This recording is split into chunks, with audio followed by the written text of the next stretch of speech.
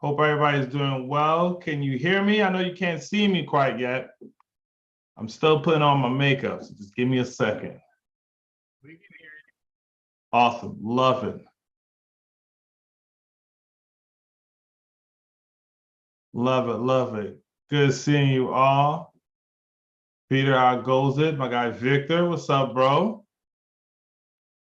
Victor NG is in the house. How about that? In the building. Jen, the closers in here. How's everyone doing? Man, Better now that you're here. doing amazing. Great, great. Sounds like we're coming through just fine. Nice to see you, Victor. How you doing, Michelle? Hey, Peter. Hey, Hey, Michelle. what's going Hey. on, Michelle? Hey, you know, in the rooms, getting better every day. What it takes. It is what it takes. All right, let's let some more people in. There's the guy right there with the $1 million smile, Mr. Ed. What's up, bro? What up, everyone? How are you guys? I'm good, man. Been amazing. Really good. All right, so while this is getting on the way, you guys know how we do.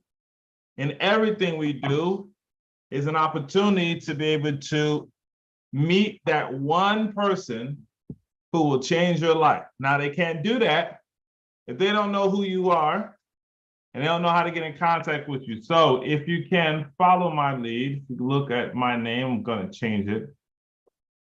I wanted to get my official backdrop, but first I'll change my name. So here we go. On your name, what you want to do is put, obviously, your name. You put where you at. So I'm in Georgia. Then you want to put your contact number.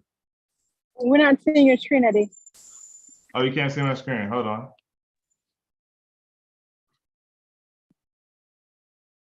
All right. You should be able to see me in like 10 seconds. But if you can change your name to your name and your contact information. There we go. All right. Ooh, I look good. Y'all see this? Y'all seen this?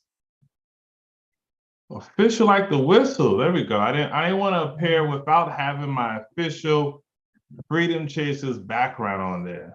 Looks good. And we gotta get you hooked up, man. We gotta get you suited and booted with the Freedom Chasers background.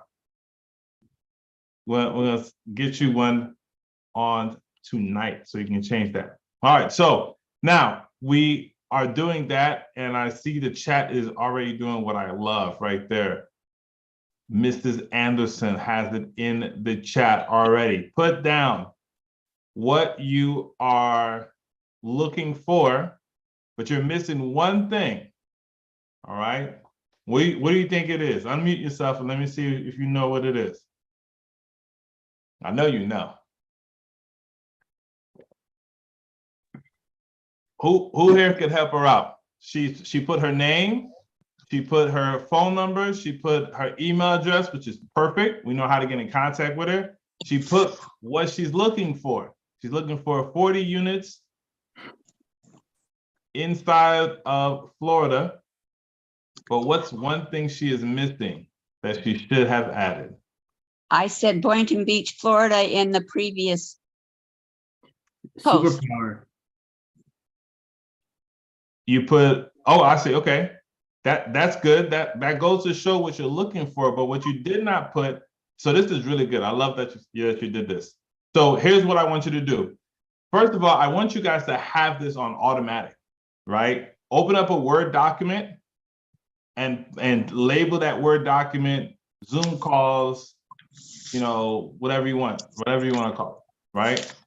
And then you want to, that way, every time you are in a Zoom, all you got to do is copy, paste, right? Now, what I want you to do, and with the part that I'm telling you missing is, remember, there's 3 points, 3 major points. The first is you want to make sure that you are putting your contact information, which you did. You want to also put what you're looking for, but you also have to make sure, this is the most important part. You have to put what your superpower is. What is it that you bring to the table? What can you offer? Why is this important?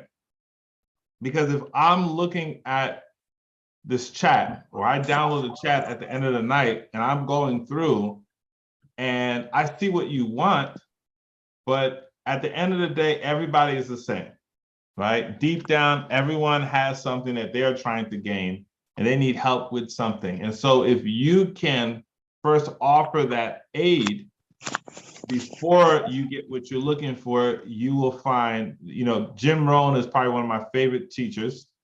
And he is famous for saying this, that if you help enough people get what they're looking for, everything that you want Will come.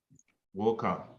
Every single thing, right? So I want you to put it all in one chat. That's the other thing, put it all in one chat. The reason why that's important is most people are not going to scroll up. Like once there's a good amount of people on these chats, right? Most people are not going to scroll up to try and find the last sentence that you said. A lot of times the chat is moving so fast, it's gone, right? And so they end up losing that opportunity to connect with you. And we don't want that, because that is the whole point of what we do. It is a community. And I want to actually show you guys that right now before we jump straight into this. As I promised last week, we're just going to go straight in. But I want to share my screen and show you guys what I'm talking about when I say community, and talking about the ecosystem. All right, Michelle, I love that. She did it. She put on everything. Our team is strong in underwriting and legal contracts. She put what she's looking for. She put a contact information. Awesome. And also, you guys should definitely, connect with Michelle. She is an amazing human being. A firecracker. Is gonna do some damage in this industry. I'm super excited for her and looking forward to possibly doing some things with her too. That'll be awesome. So you guys come by the way of the ecosystem. We got started on Sunday night, the activation. You see the fire right here, right? It's lit. Okay. We come in, you see these incredible human beings here. We have one of them here. I didn't see if the other ones, the chat just got too crazy. I can't even see how many people's in here yet. But we have Trevor, Victor, and Marcel. Typically, they have a host that comes on here. Last week was incredible. We had Mr. Rock Leaf. Before we had Vita. I mean, it's only going to get bigger and bigger and better and better. Trust and believe. The connections that they are piecing together and bringing that back to the community is impressive, to say the least. And they all the guests that are coming on here are all on the same understanding that they are coming to share and help everyone that's on here, right? So you are in the right place. And once you come off of that activation, you get to come hang out in the middle of the day with myself and Billionaire Pete. And if you were on the last couple of Zoom calls that we did, you know why we call him Billionaire Pete. Pete, if you can, quickly unmute and tell everybody what's the benefit of coming to the Monday broker Zooms.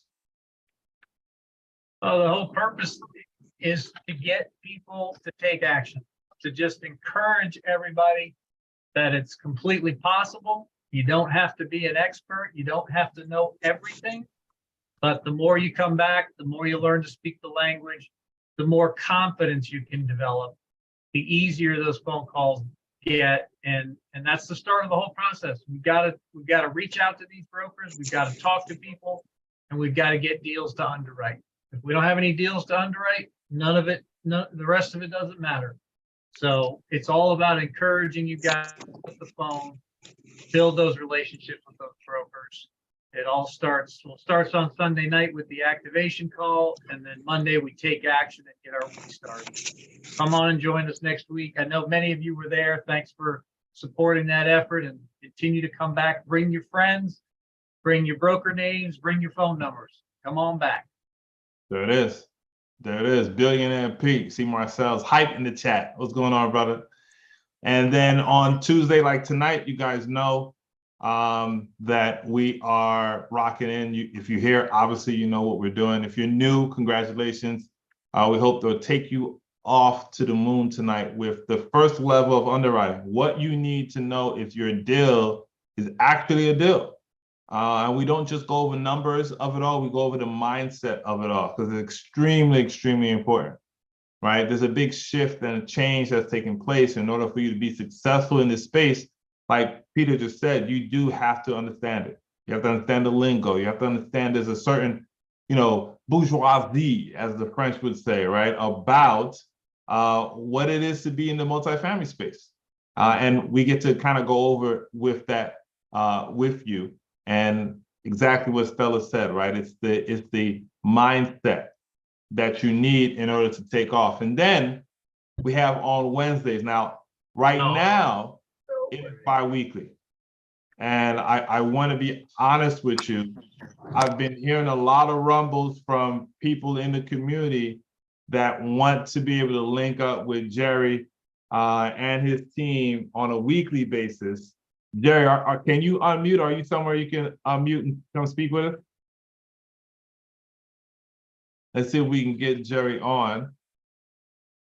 And what happens on these calls is extremely important, because if you look at what we're doing, if you look at the thought process behind, what Marcel and Trevor, when they got together and was like, we want to build this community, we really want to make a difference.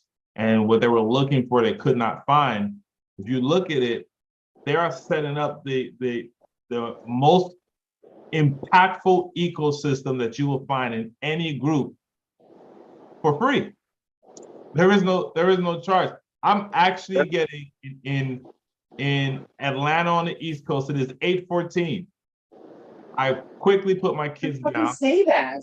Right? Somebody's upset that it's 8:15 right now, but it's okay. It's okay. I'm unmuted. But I have so much going on. I actually have work happening in my background right now, right? And I told the guy, do what you can, because there's no way that I'm missing the opportunity to come connect with you guys, come connect with the family. And you see Jerry in the car being extremely illegal, but we appreciate you nonetheless. Jerry, quickly tell us, what can we expect from the Wednesday calls that you're doing, being the gentleman that you are, working with the money? Yeah, we're just trying to educate the community. We started out real estate investing ourselves about 10 years ago, and we were uneducated. We watched some YouTube videos and thought we knew what we was doing, and we had some loan brokers and things that tried to put us through the ringer and take advantage of us, which prompted us to start our business about 3 years ago. And the purpose of the Zoom is just to kind of give back to the community, and it helps us get our name out there as well. I mean, that's the purpose of it. But we want to educate everybody, keep you up to date on what's going on. It's an ever-changing market. And we just that's the reason behind it. We love this community. You guys are doing a great job here on Tuesdays, and Pete on Mondays, and last Sunday was awesome. So I can't say enough about the community itself, but and we're honored and blessed to be a part of it. Man, we appreciate you. The value that you bring is incredible. I think most people don't really get to that stage yet, right? Like, they're like, okay, let's go out, let's find a deal. And then they work as hard as they possibly can and they find a deal. Then they're like, oh, is it a deal? Then they underwrite the deal. They're like, okay, cool, we did it. We underwrote the deal. And by the straight effort and grit and tenacity, you can get all that done on your own. And then it comes to the point where you have to realize, okay, now what? Where are we going to get the money? How does this all make sense? Can we afford to take this down? All those questions. Is this a good deal from someone who's dealing with money all day long? That is what Jerry provides to the community for free. And I mean, he's an all-around goal giver, just like everyone else in this place. And that's one of the reasons why you see we've come collectively together to be able to do what we do. Now, Ed, do me a favor, check your email. I want to bring you on here, but I want to get you nice suited and booted. You know what I mean? We want to jump straight into this. And so here's what we are going to do. You guys seen the ecosystem. I also want to show off, because I know some people are coming in from different places, but I want to show off a great website link that I think everyone should be following. If you're not, I don't quite know why not, but it's imperative, I think, to follow the Freedom Chasers Facebook page. It's one of the things that has, essentially changed my business, my partner's business, our team, and everything that we're doing. And it's one of those places that if you are just stuck and trying to figure out how do you get to the next step, what is the next step, what's the next thing that we do, this is the place you want to do it. All right. So you see all these individuals, and I'm going to give you guys a clue. I'm going to give you guys a hint what you should be doing. All right. This is what I want you to do. Outside of this Zoom, that right now we have close to 50 people on the Zoom. We haven't even got started yet, and there's 50 people on the Zoom. Everyone in here, you should be connecting with everyone else. So if nothing else happens, you now have 49 other contacts other than yourself. Okay? Abby just joined us, so now it's another. All right? Now, what I would recommend you do is that you come into this group and you look to connect with every single person that's in here. Now, here's the best way to go about doing that. Don't just go in and go to the section where you see, all the individuals in the groups, right? Go into members. That's great. That is great. But you're going to go through 799 members, and we don't quite yet know for sure who is the person you want to connect with. So I would tell you what to do is go into discussion and start going through the post, because you want to connect with people who are just like you, who are active, who are going at it, who are looking to win now, not later. Okay, we were on a Zoom call early today, and we were listening to, I don't want to say his name because he's supposed to be a guest coming up soon. So I don't want to spoil no surprise. I'm gonna leave that for the Sunday team, right? But he was amazing. I'll say this, he was a rock star. All right. And one of the things that he made mention is right now is the most perfect time to be building. Right now is the perfect time to make connections. It's the perfect time to build relationships. You do not, I repeat, do not. I'm feeling stoic. I'm getting Martin Luther King vibes. I don't know if it's because it was his day the other day. I'm getting that energy, right? You do not want to wait until we are in the heat of it all. And I can promise you guys, it is coming. Please make sure you are aware. If you think the market is crazy now, and we're going to get deals now, and deals are coming up, I can promise you, it is coming, and it is going to be the biggest wealth-changing moment in the multifamily space, I want to say, if I'm correct, in the last 40, 50 years. We have not had an event that is forcing this new type of distressed seller. This isn't the distressed seller you're used to when we're talking about single-family homes. We're talking about people who have a really hard decision to make, and the best way to be able to alleviate the pain is to sell to individuals like ourselves who have learned what we need to learn, connected with who we need to connect with. So I want you guys to please, if you don't do anything else, make these things happen. Make those connections take place. All right.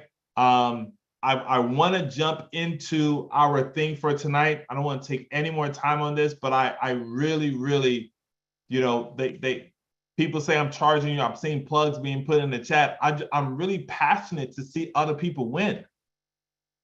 And I would hate for someone to be on this call in the mix of us all and miss this opportunity just because they were ill prepared.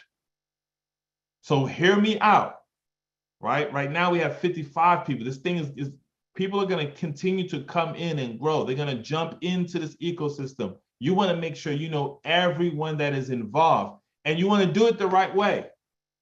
The way I suggest, you do not need to spend money. Like, look, trust me, I'm friends with a lot of these individuals in the marketplace.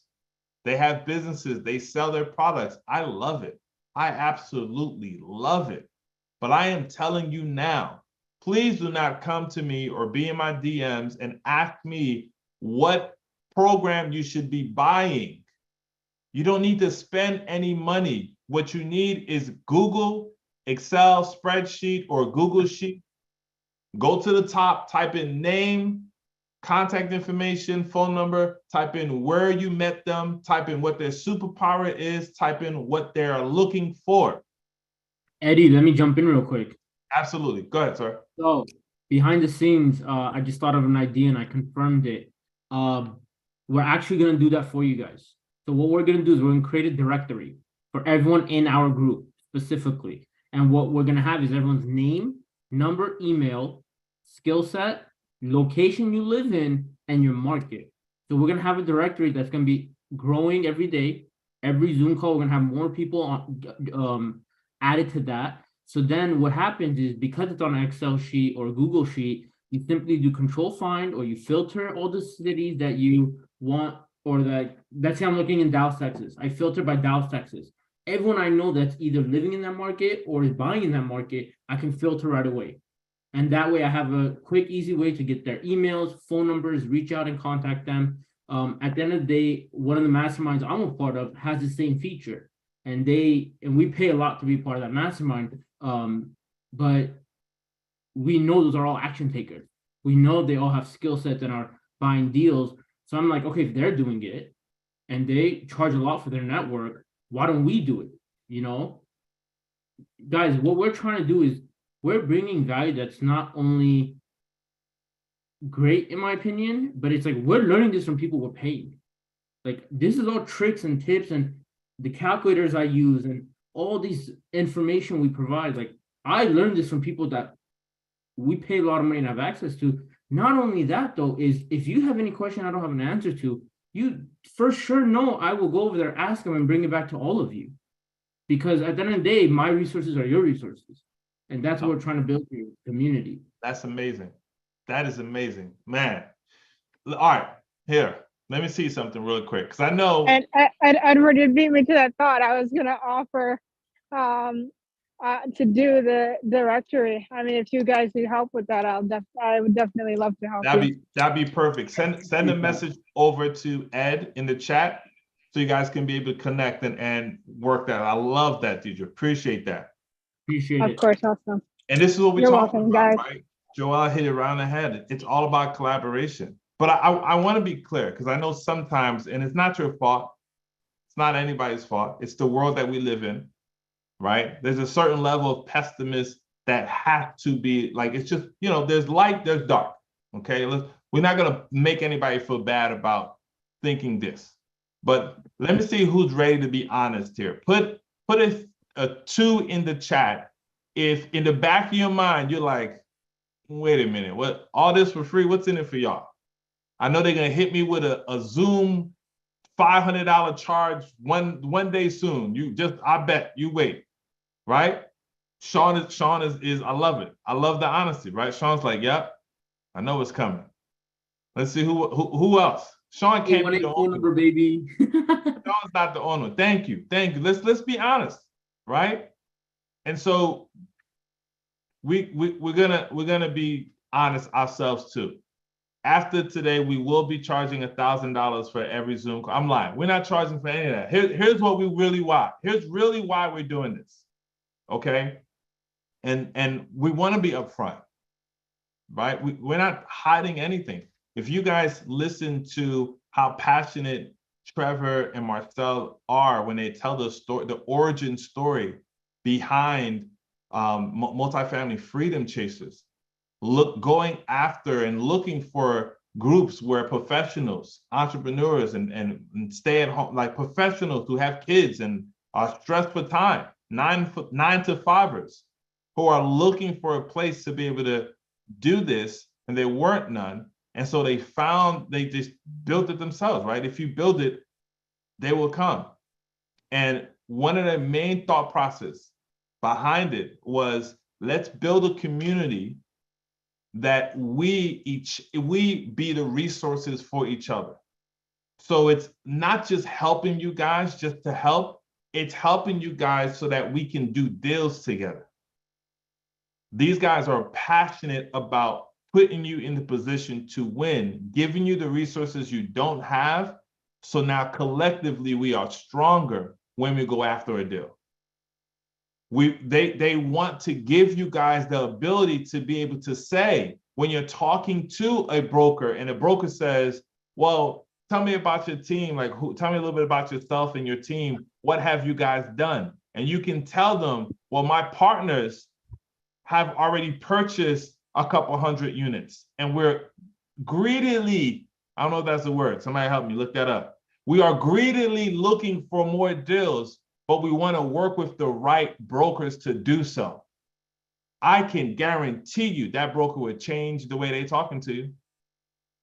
That's called put some respect on my name. So here we go. Here's what we're going to do. Ed, are you ready, my friend? Yeah, let's do it. Born ready. Born ready. Now, here's what I want to find out. I want to find out, because I know some people had hit us up on the side. I know, Ed, you got a couple of emails as well, some deals people will need some help with. I want to put that call to action out again to everyone, right? If you have a deal, I want you to go ahead and let us know. Raise your hand in here and let us know if you have a deal. Okay, Tracy already. I love it. Tracy, raise your hand. Raise your hand, Tracy. I love it. I love it. One of the other things I want to do is I want you all to help me create chaos. Something that I've been working on, how to create more chaos, because you sound like the Joker. you can't be a secret agent when you're doing multifamily at all. You can't do it when you're doing real estate, period. But when you're doing multifamily, you cannot be a secret agent. No one here could be 007.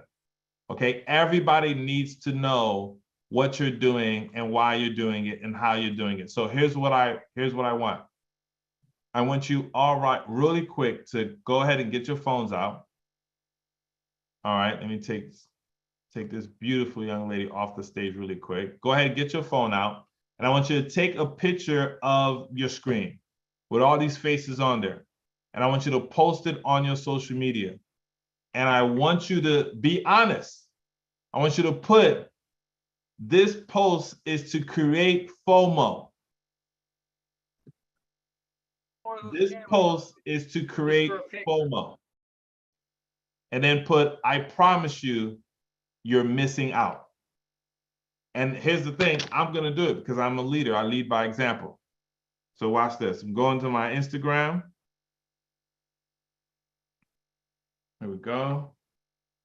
Bada bing, bada boom.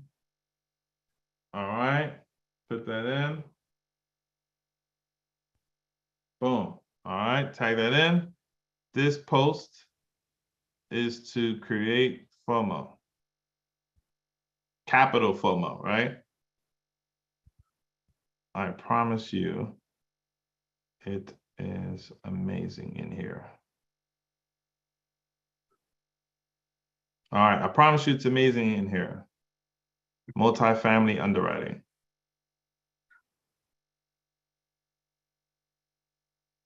I'm gonna teach you, like, we're gonna do stuff like this all the time so we can teach you guys how to be able to do it, right? Not little FOMO, big FOMO, right? So I'm teaching you guys how to be able to do this and why you're doing it. So look, I put napkin underwriting. Go on heavy. And then I want you guys to, you can tag us in it, but this is more so for you guys. All right. And what I want you to do is I want you to blast that out. And here's why I want you guys to do that.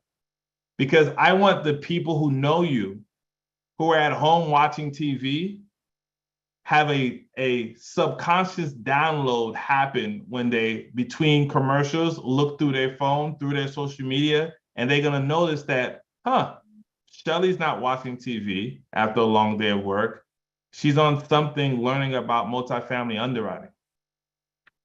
Oh, okay, David's learning something about multifamily underwriting. That's interesting.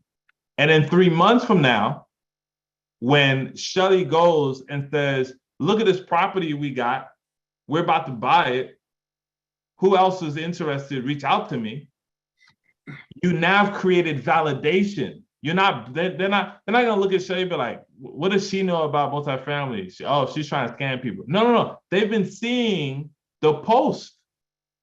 You've been showcasing the people that you've been putting into work. And that's what you want. All right. So every opportunity you guys get, I don't care what it is. If you're teaching or if you're learning, you want to post it. You want to put it out. Let people know exactly what you're about and what you're doing so that when it's time, and I promise you, the time is going to come. When it's time, those individuals are going to, I mean, you're never going to see people throw money at you faster than how they're going to do it. Remember one thing, guys, real quick. People buy results, not ideas. So the idea of like, oh, if you keep saying I want to do it, but there's no result or action being put behind it, the money's as good as gone, right? Absolutely. All right, so let's do this. My guy, I just made you co-host, and Tracy, we're bringing you up to the stage. Who's ready to underwrite some deals? Get your napkins out. If you do not have your napkins, put it in the chat. I'm about to drop the link for you guys right now. And Stacy, you are free to unmute. There you go. All right, so you put it in there. Did you see the link there? Pulling it up right now. Perfect. Awesome. And guys, the whole team is in here. So while this is going on, if you have a question or anything like that, feel free to. Joel said he's using his skin underwriting. All right, Joel, make it work, man. Make it work. Feel free to type in your questions. We will help you get things answered. Let's go to work, y'all.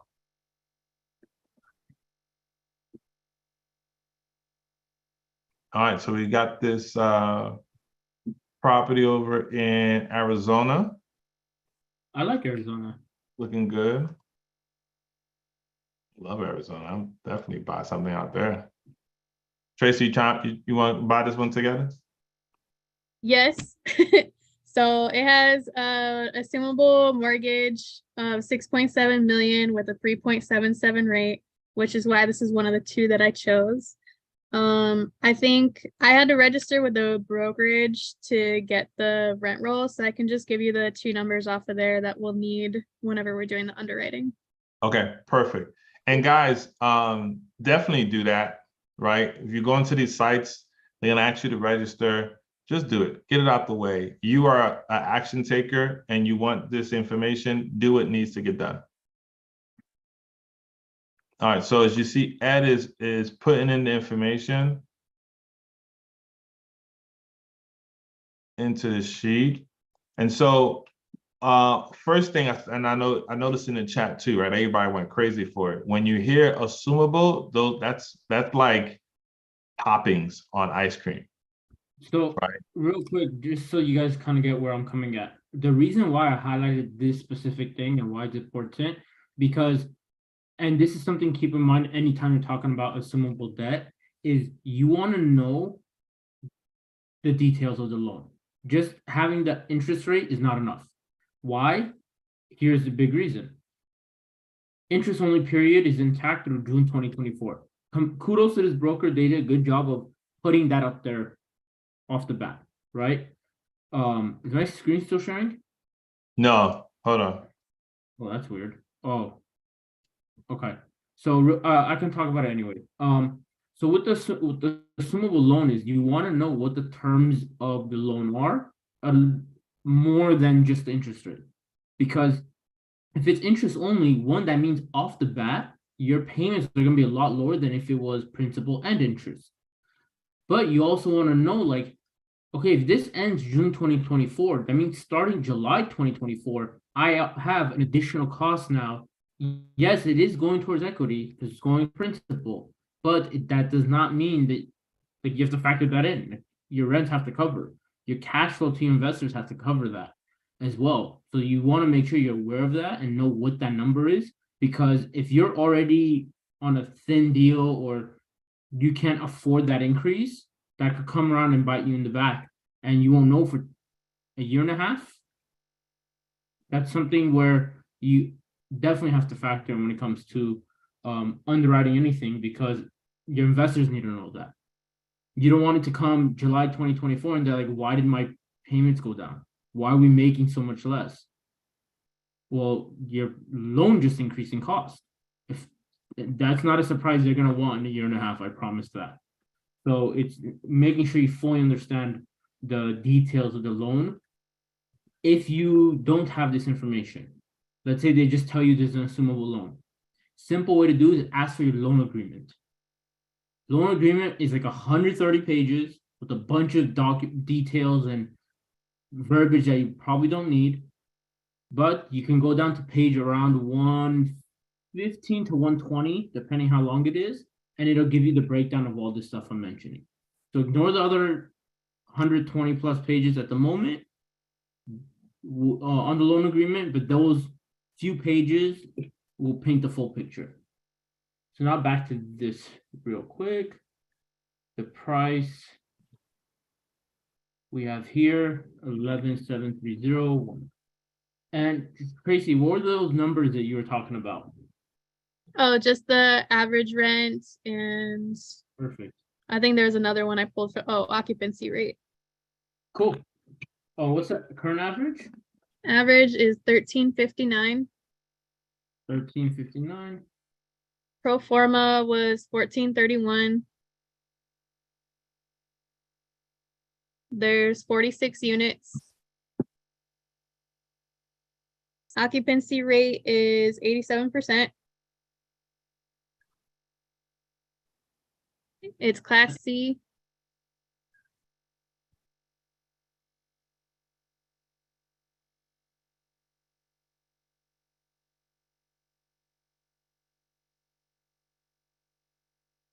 And then regarding the capex, did they mention anything about the rehab, like value add costs of it? Sorry, let me check the OM real quick. Interior value add, light interior value add. So not much is what they put in here. It's a one pager basically for the OM. Okay, so it's like a flyer. Okay, not a problem. Yeah. So if it's at least interior, we want to prepare for the worst. So let's just throw. We'll do 7 for now, just in case. How do you know the property's Class C and not B? So they'll usually say it, and if they don't, you can kind of tell by the area, and the rent. But usually the broker will tell you. And I'd always play on the safer side. Like, it's the same thing with anything in regards to underwriting. I always go safe. If they tell me expense ratio is 45%, I underwrite at 50.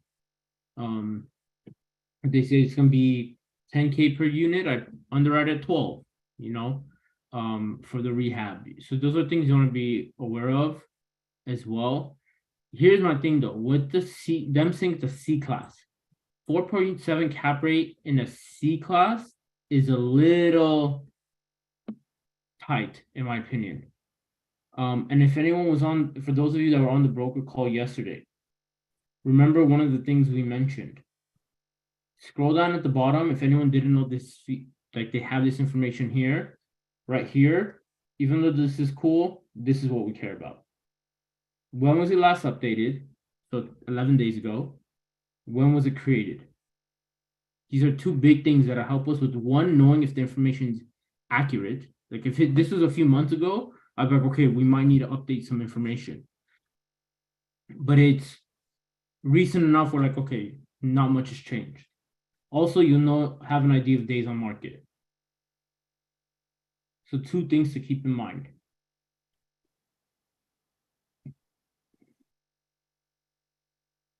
Now, you haven't spoken to the brokers, have you? No, but I do have additional information on the loan. Cool. Go for it. Okay, so it is 30-year amortization period. The term is 10 years. Prepayment penalty. I don't understand what this means. It says 9.5 years YM. YM? Yeah. I'm gonna be honest, with a rate like this, we're not gonna refinance anyway. At least I would avoid in every way not to. Yes, it's yield maintenance.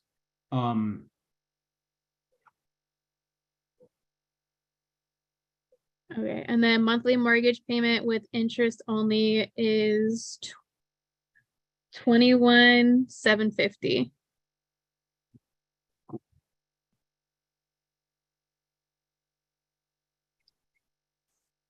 And then it also has the monthly payments after interest only, but I don't know where to put that. So I wouldn't need that right away because I'll be able to calculate that on mine. But this helps and is good to know where I know it's interest only. I know what that amount is, and the rest will tell me whether I down the line factoring in the pro forma and doing more of like the deep dive market research on what the rents are. I'll have an idea of what that is, and I can underwrite it in this scenario of what it's going to cost today, what it's going to cost then. Okay. So you nailed it. You have everything we could possibly need. So thank you, because you made it very easy. See, when you have the right information and you know what to look for and you have all these questions answered, this is very quick to do. So then all we would do is just print this, submit it. It would come to me, and then I would put it to the next step.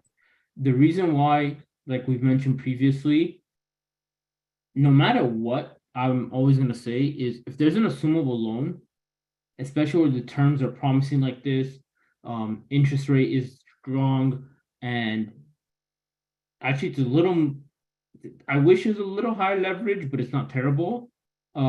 I'm excited to take a look at this. You know, this is something that I would want to put to the next step and be like, hey, do we have something here? And then having this, it makes it very easy for me to transition and just plug these into my advanced calculator, and I can give you an answer fairly shortly. All right, so I have a follow-up question. Why would you want to look at it if the MAO is so low compared to what the asking price is? Few reasons. One, it's low because of occupancy rate. That's one of the best ways that I could come in and add value.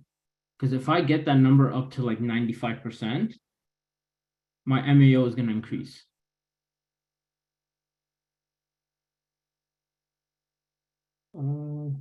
Right here. So let's say I put 95.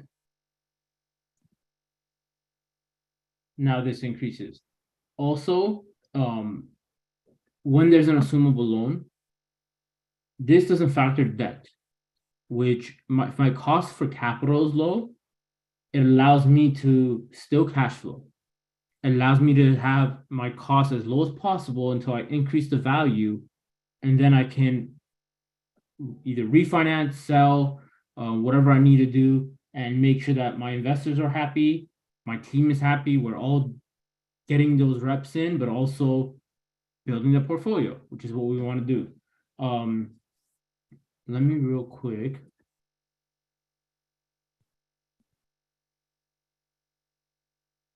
Cool. Yeah, like Marcel said, investors are happy. The best thing you can ever do for an investor is over deliver on the promise you made them. The second best thing you can do is not lose their money. Well, I guess that's kind of first too, but you get my point. The quicker you could get them their money back, the quicker they will reinvest it into you, and like they're excited to do your next deal.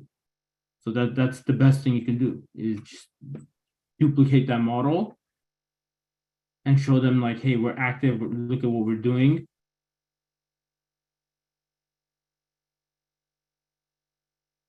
Cool. And then the question always is going to become when there's an assumable loan involved.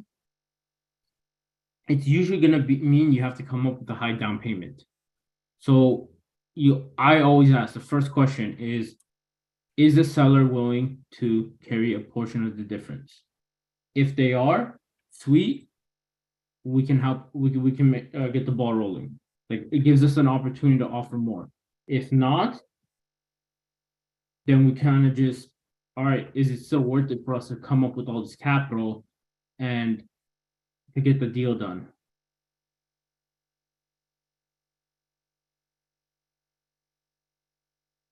So we have 6, 7.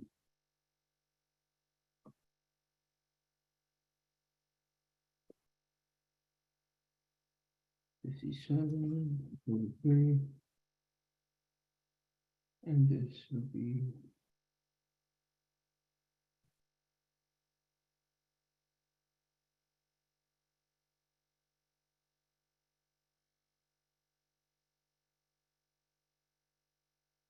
typical equity split. Joe, are you reference to with investors?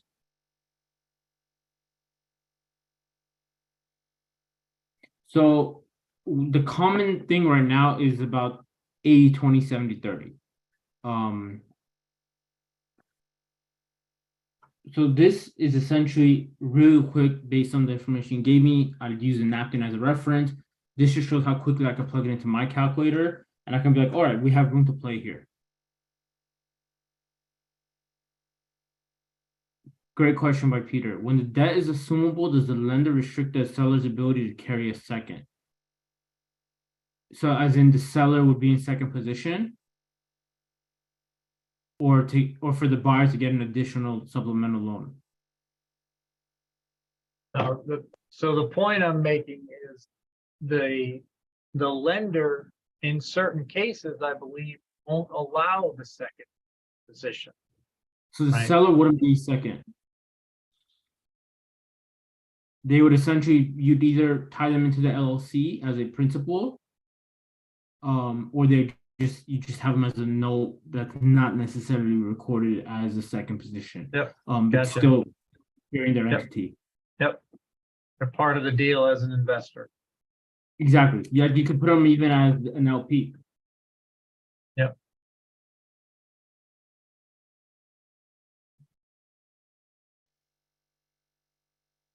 So this just shows once we have the information, we plug it in, and we can kind of see where we go with the numbers and see if it works for us. I think they are asking too much for this. They're trying to leverage the percentage here with the assumable debt. If they were interested in carrying, I think there's a possibility. But this one, at least a quick glance and plugging into my calculator real quick, is a little on the higher price tag. Now, if this was, say, 10.5 maybe.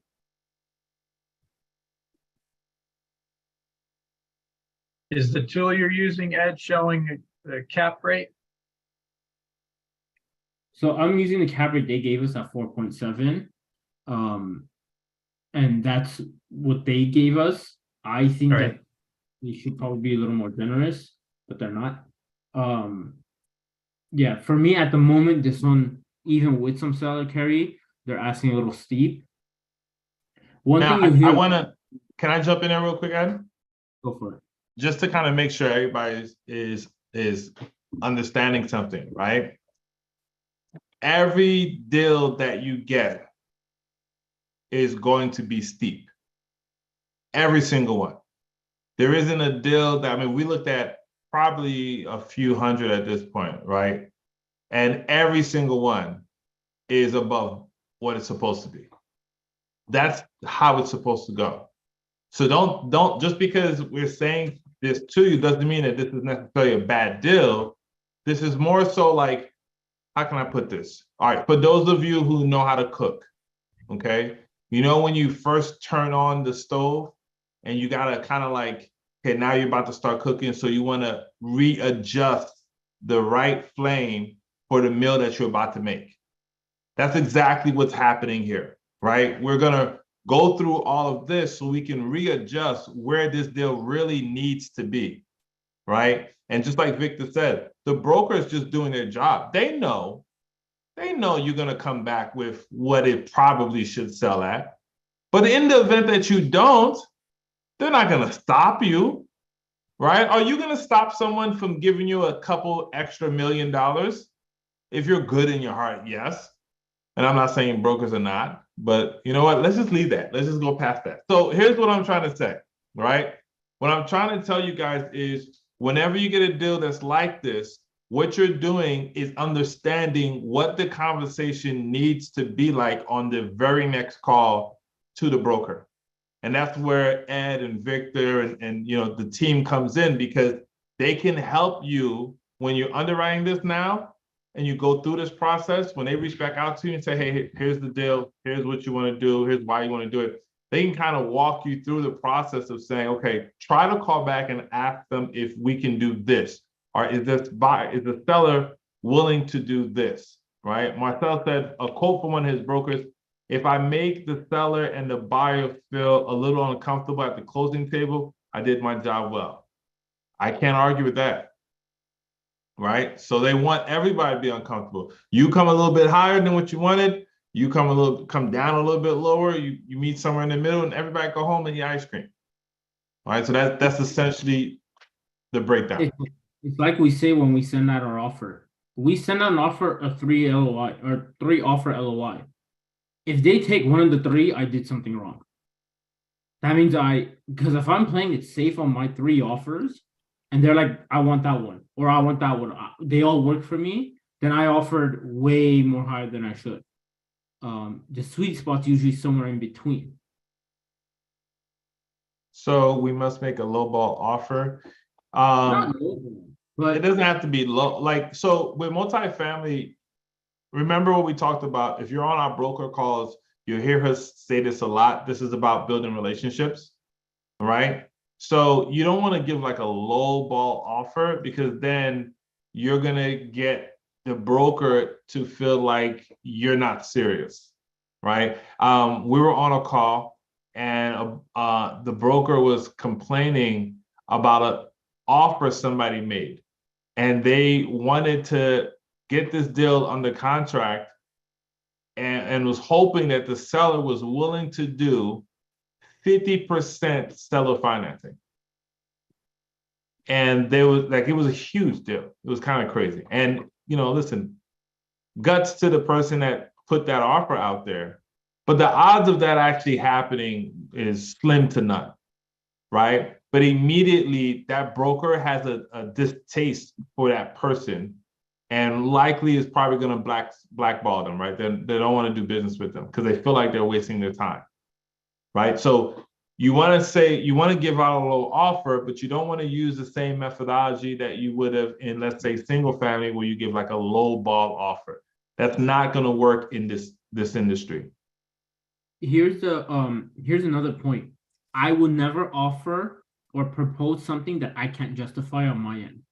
If I can't tell you why I'm offering that, if I can't paint the picture and say, hey, XYZ reasons are why I'm at this number, if I have wrong information, tell me.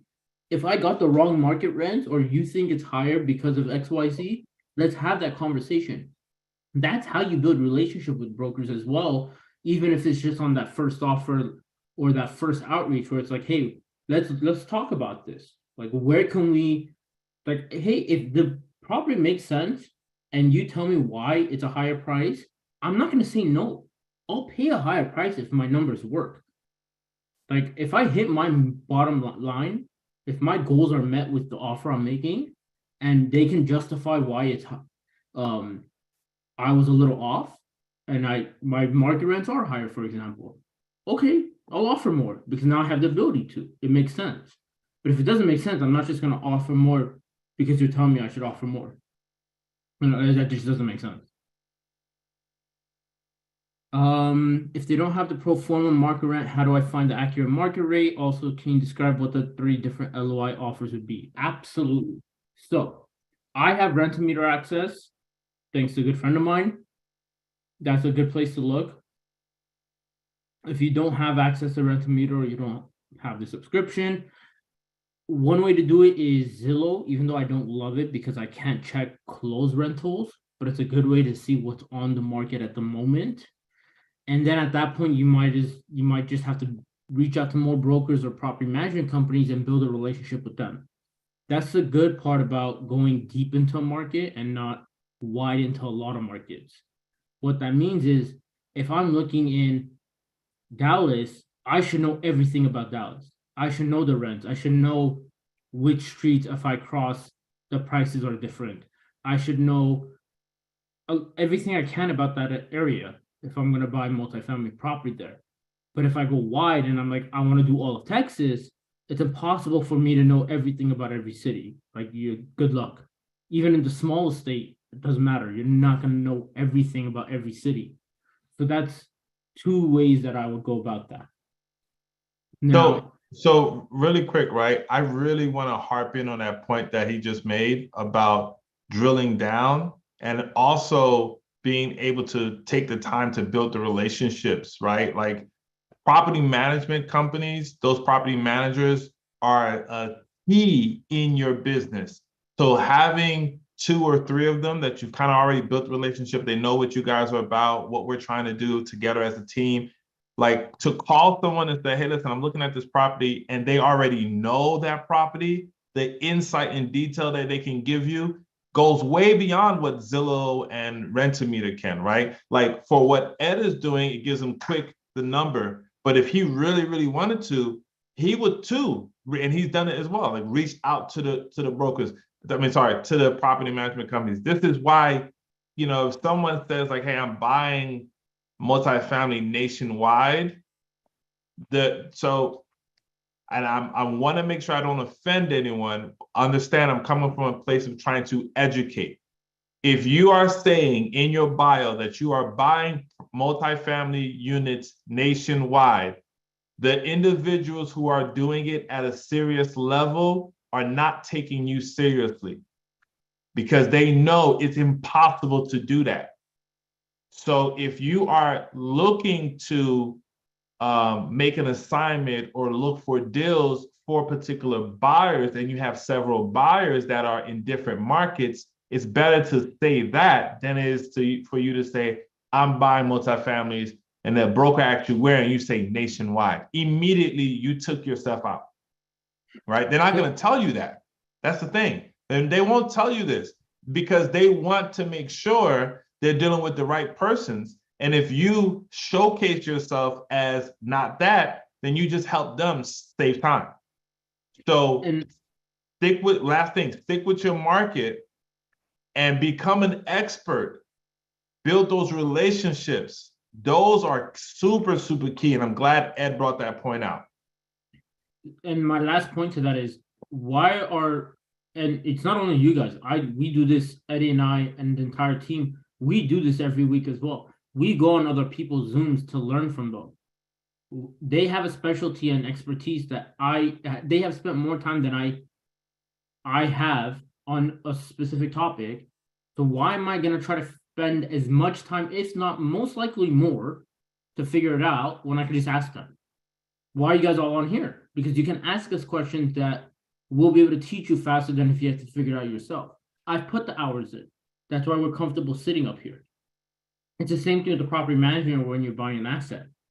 Like you have to put the right pieces in place and you never have to worry about what where your data is coming from. and it gives you an opportunity to check it, like it's a check and balances kind of thing. Like if Yep. you go to 3, 4 of them, they all give you about the same number. They either all are trying to play a hilarious practical joke on you, and please tell me if that happens because that's hilarious, or they're right. So that's one way to look at it. Real quick on the 3 offer LOI. Yes, so in today's market, the biggest thing is to keep cost of capital low. What that means is if I have a purchase price of 10 million, I want to borrow what I can, I get a loan for what I can, but make my average cost of capital low, which is like your interest rates. That's why assumable debt's so great. My 3 offer LOI is, hey, I can offer you this price. Offer 1 is my highest offer. You're going to sell or carry X percentage. Offer 2 is a little less. And then my 3rd offer is a little less than that. I can show you guys in an example, actually, to make it easier real quick. And I'm just going to check to see if there's other questions. Cool, I think.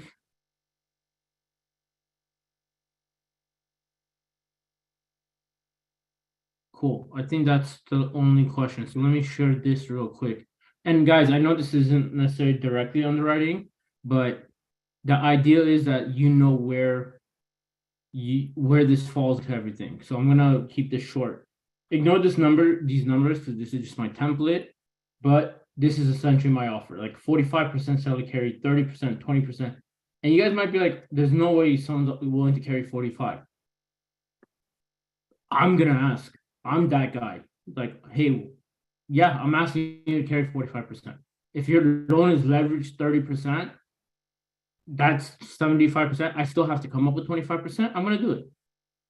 Why not? Like, I have nothing to lose in that sense, because especially when it comes from wholesalers, and again, hope I'm not offending anyone, but if it's been 6 email threads until it finally got to me, yes, I'm gonna ask for the sun, stars, and the moon, because I can justify it. And that's kind of like what I said earlier, is if I can explain this number and tell them why I'm offering it, then I'm gonna offer it. It's really bad if you cannot explain it. That's where the issue will come. But I will never send an LOI that I can't explain.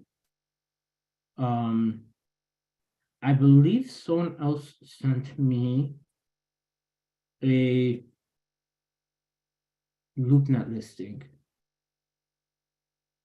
Is there someone else that's, I thought I saw it too. If you have a deal and you want us to go underwrite it, that'd be the last one that we do for the night.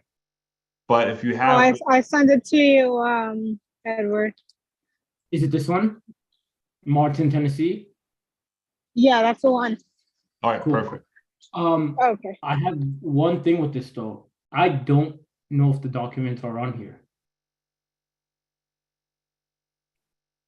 So really quick, if anyone is new, I want to make sure while we're looking for that, or if Deidre, if you can get those, the documents, what are these documents that we're talking about, right? You want to make sure that you get the OM. That's probably going to be the most famous one. Everybody kind of knows, you know, oh, I'm gonna send you the OM. That's the marketing ploy. That's the specialty.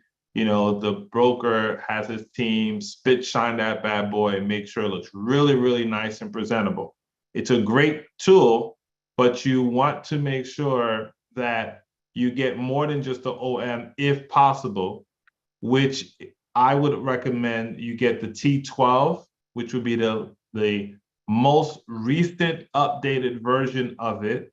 If not, then get whatever the most recent they can give you. So it could be T3, it could be T6, and all that is saying trailing 12 months, okay? The profit and loss over the last 12 months, the trailing 12 months, the trailing 3 months, T3, the trailing 6 months, T6, okay?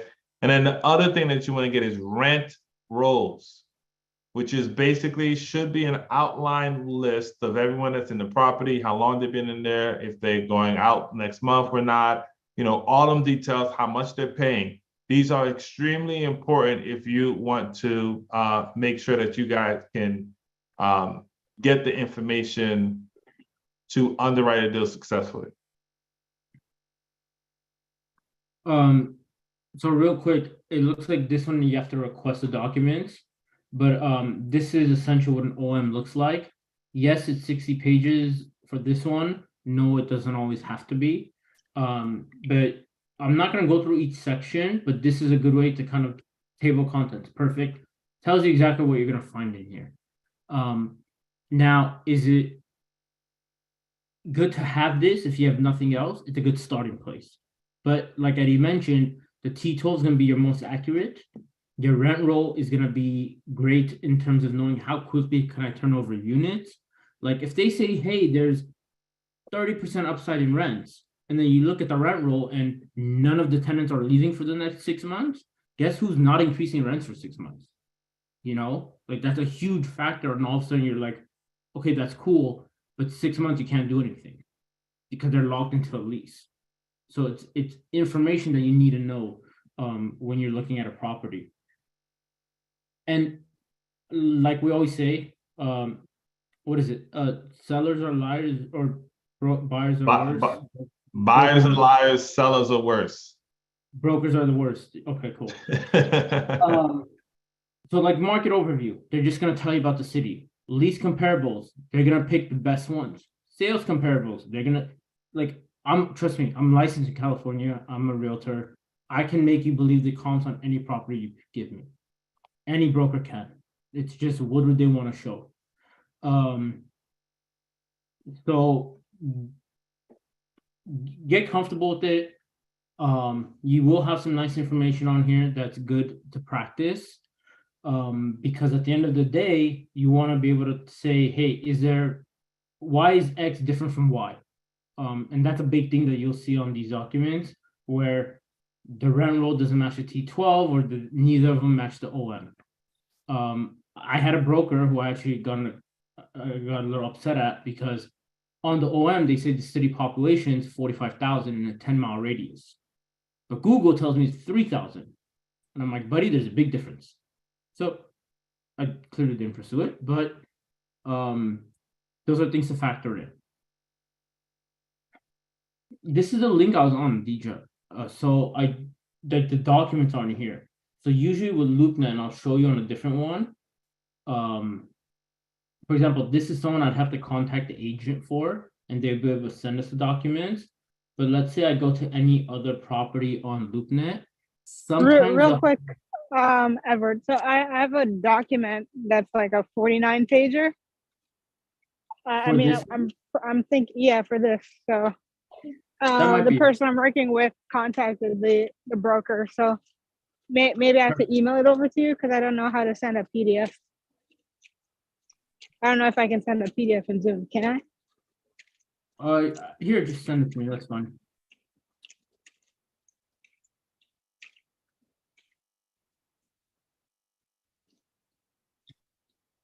Cool. Just send it there, and then I'll be able to pull it up. Awesome.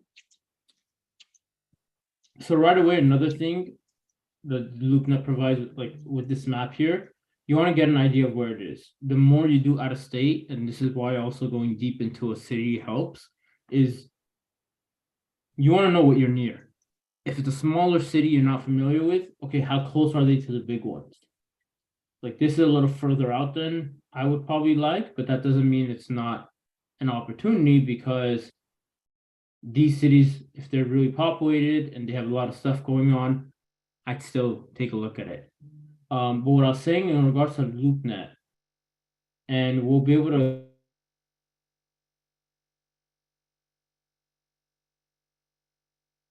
Hey, can you guys still hear Ed?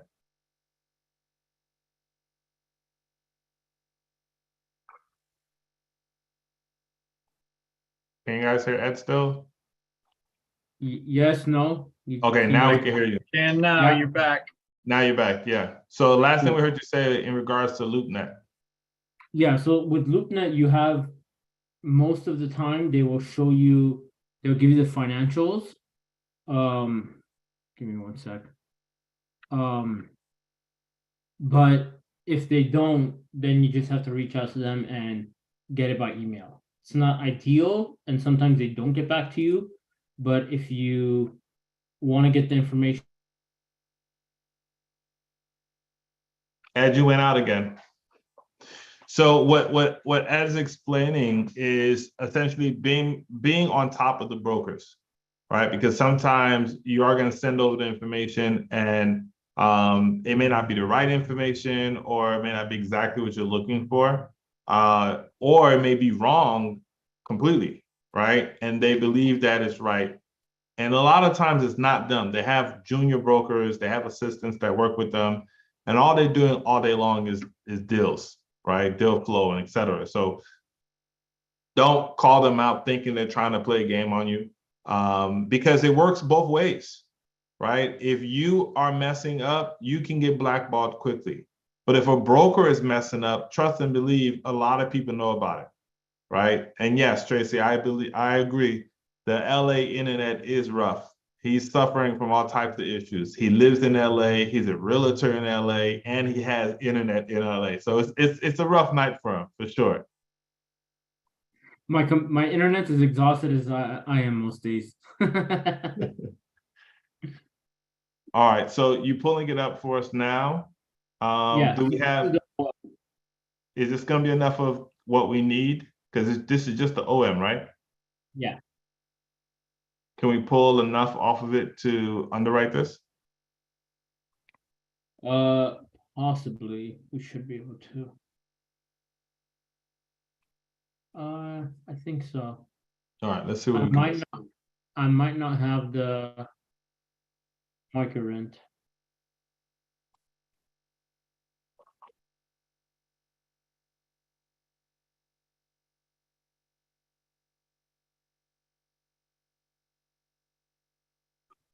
All right, if you guys are thoroughly enjoying all the hard work that Ed is bringing to the table, if you're learning something, let me see some fires or some ones or some Excel spreadsheet emojis, whatever you want to put in there, just to be able to show some love, give him some energy. What you guys don't know is Ed doesn't have anything else that he's doing in regards to, you know, like some people are doing this part-time or et cetera, et cetera. This is what Ed is doing full-time. So when we do these 8 p.m. calls, Ed was already up from the morning time going over deals, and then he still is willing and just would not refuse to miss a night to be able to come and give to you guys. So definitely show that man some love. Send him some Starbucks coffee, coupons. And if you have a hookup with the internet, please send your contact to get him some better internet. All right, so what are we looking at here with this deal? Cool. So well, while you're doing that, was that Deidre that had this deal? Yeah. Deidre, how'd you get a hold of this deal? Could you give us some story on it? Or was it just you found it on LoopNet? Right, sure. So I've been working with someone who's in the multifamily space, and basically I'm just helping her to dispo. Good. I kind of, Collaboration, we love it. yeah, definitely. So she's the one who sent me this about a week ago. About a week ago. All right, that's it. So No is more this under references. contract? It's under contract. How so? Is it under contract? I'm not sure. Like with her, Yeah. I would suppose. I mean, she's the one who reached out to the broker. I basically had to sign an NDA to work with her. I mean, she sent me like 3 properties so far.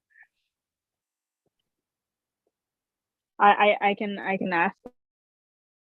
Okay. Yeah, that's good to know for sure. All right, let's see what the asking price is on this. So we have 45 units. Average market rent is about $750.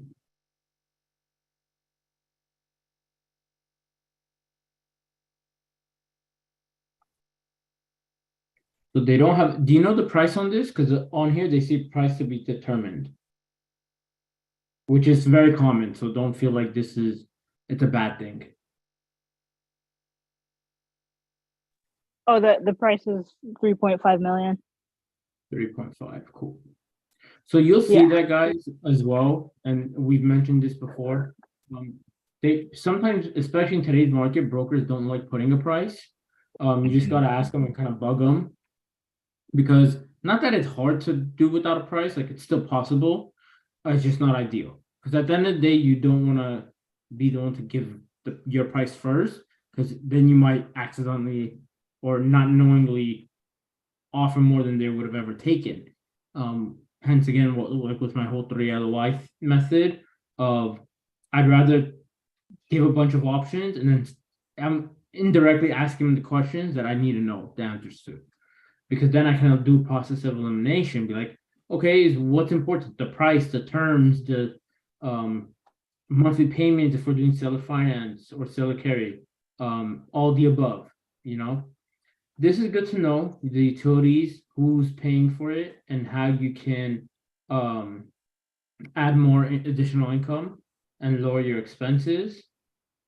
Property features, you'll see some brokers throw that in there. And then when you have 2 buildings, they'll just tell you a little bit about each one.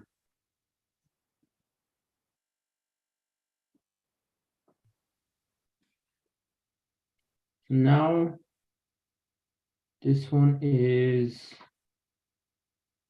for, I believe, one of them.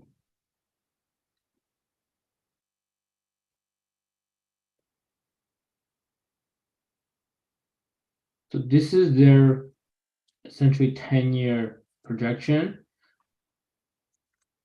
Again, the brokers putting this as a way to show like, hey, look at all this upside you have. I would really just try to focus mainly on like, okay, what can we do in the short term? Because that's what the investors are really going to want to focus on. Like how quickly can you pay their money back, like we mentioned. So gross potential rent income, and then you just get this by dividing it.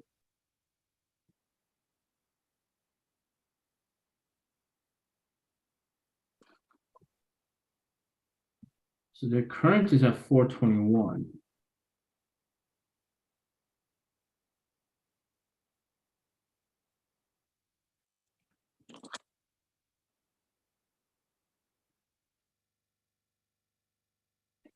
And I don't believe they have an assumable loan. And we kind of got what we can go with here.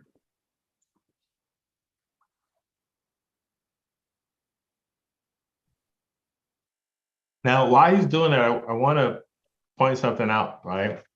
You're going to have some deals that are going to come your way that's going to say huge value add opportunity or something of the sort, right?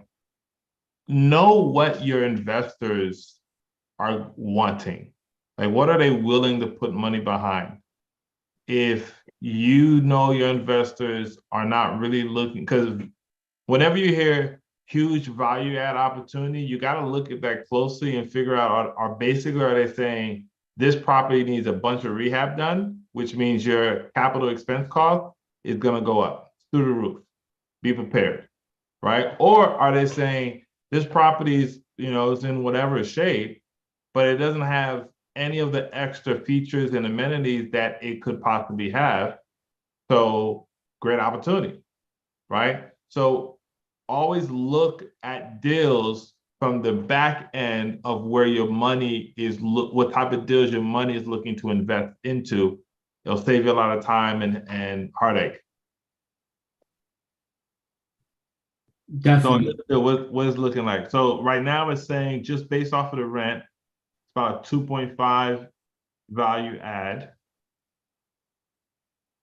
But it looks like the valuation that we got should be at 1.5 instead of the 3.5 they're asking for. So here's something to keep in mind as well when you're looking at anything in a smaller city. there's a good chance the cap rate's going to be higher. That's important though because of just the fact that, okay, on the resale and refinance side, Ed, could you I'm not going to be able could you to. move your, Yeah. move your mouse? Hold on, there we go. There you go. You're not going to be able to get that same, like, as much as I say I'm not the biggest component of like base everything on cap rate, it's important to know because if you're going to refinance, your cap rate is almost your tell-all. Like, that's one thing banks are going to consider. So you do want to be careful in that sense where, okay, if a cap rate's high in a specific area, then I have to keep that in mind on the back end. It's that's your exit, your point of exit and valuation, cap rate's going to be a factor. We look more on cash flow, but again, that's a key component of the big picture. So like Eddie was saying, the value add is there. Also you can see when I do change the cap rate, how it affects the allowable offer. So if I go to 5, it jumps to 2.1. If I take this down to 4, it goes to 2.7. Being in LA, I see it 3.5, and they're like, okay, you could offer 3 million. Now, at 7, it doesn't look that great. But if we contact the broker and broker's like, yeah, they're willing to do seller carry on it, okay, maybe there's a chance there. Then we would go further. But if you tell me there's no assumable debt, there's no seller carry, we're probably going to pass on this. And that's the point of the napkin underwrite is like, if I have no additional information, would I put an offer on this property right now? The answer is no. Cool, move on to the next. It's one thing why we preach so much and try to explain, like, find what you're good at, run with it, and team up, is because if I have a team with me, which I'm lucky to say I do, and a great one, I know that they are sending me deals all the time. So I'm not going to waste my time on a deal that right off the bat I can say is not going to work. So then I just move on to the next. Mhm. But these are two good examples, and these are what I want to do more of. You know, that's why we have the schedule we do, where bring stuff to the table, we'll look at it, and if it looks good, we'll go a step further. But this is just kind of the practice you want to keep getting into using this tool. And as you can see, if you have the information and know where to look, it's really easy to jump in, plug it in, get a number out, move on to the next one. So any questions on that?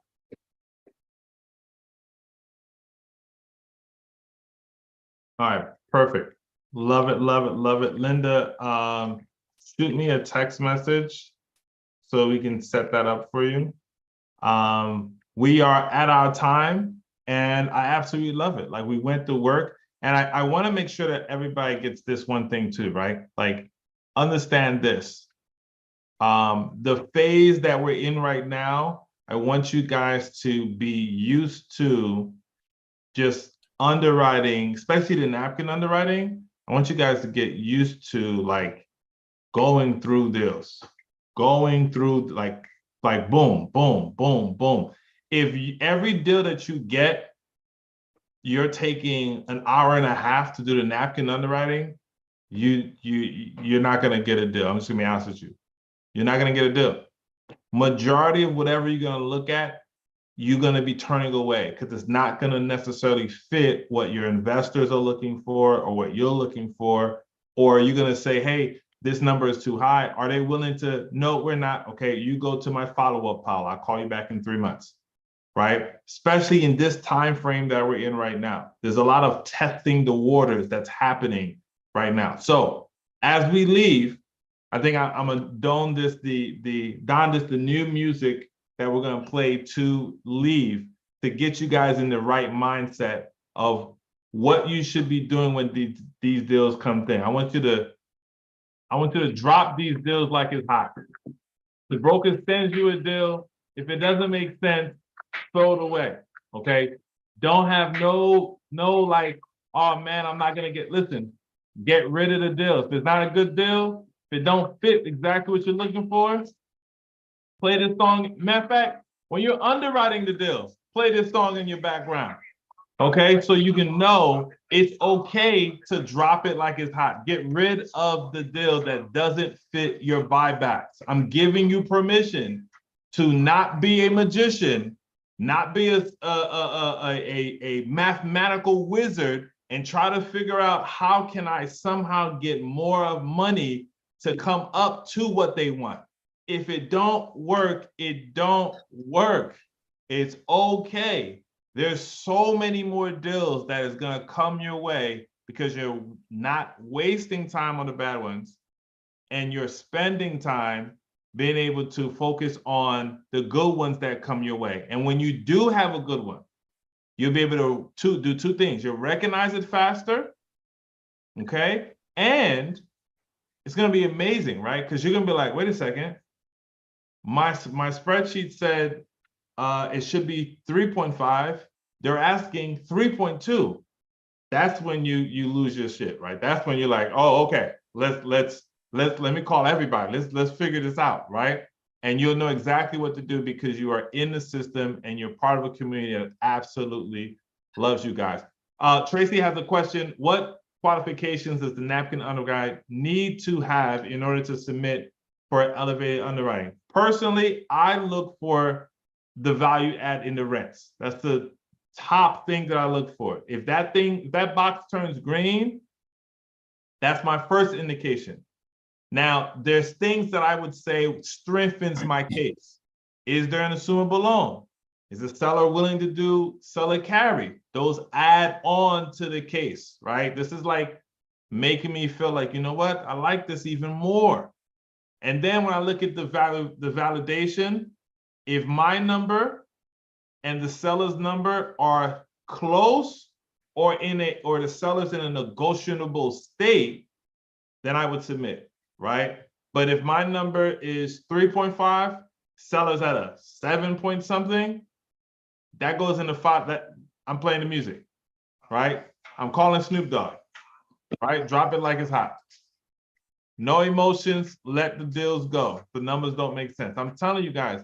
And one last thing, just to drive this point home, all of the big guys and girls that are doing this, they aren't doing a bunch of they're not buying a bunch of multifamily, guys.